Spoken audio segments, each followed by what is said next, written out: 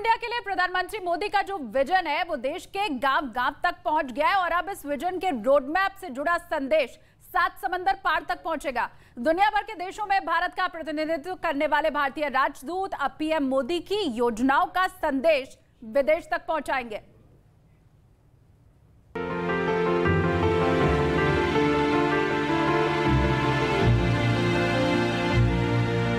प्रधानमंत्री मोदी के विजन से देश के गांव-गांव में जो नए बदलाव हो रहे हैं, उस बदलाव के साक्षी बने 7 समंदर पार भारत का प्रतिनिधित्व करने वाले भारतीय राजदूत। देश के अलग-अलग गांवों में जाकर भारतीय राजदूतों ने पीएम मोदी के विजन को भी देखा और अगले 25 साल के रोड मैप को भी समझा।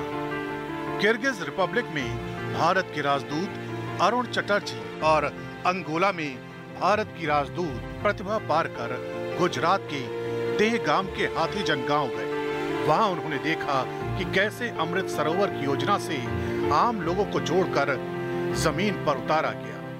हम राजदूत को वहां ले जाना, वो जो काम कर रहे हैं गांव के लोग, उनसे जुड़ना, ये एक महत्वपूर्ण प्रयास रहा है हमारी मिनिस्ट्री का। हमारे साथ पूरी पंचायत आई, मुलाकात हुई, हमने देखा जो टेबल टॉप उन्होंने जो बढ़िया सा लेक बना के रखा है, पूरा रेन वाटर का कलेक्शन हुआ है उसमें।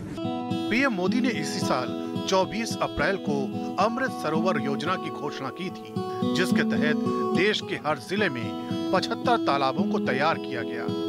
मकसद यही कि पानी का स्तर जो नीचे हो रहा है उसे ऊपर लाया जाए। एस्पिरेशनल डिस्ट्रिक्ट्स, इसमें विकास के इस अभियान ने हमारी जिम्मेदारियों को कई तरह से एक्सपांड और रीडिजाइन किया है।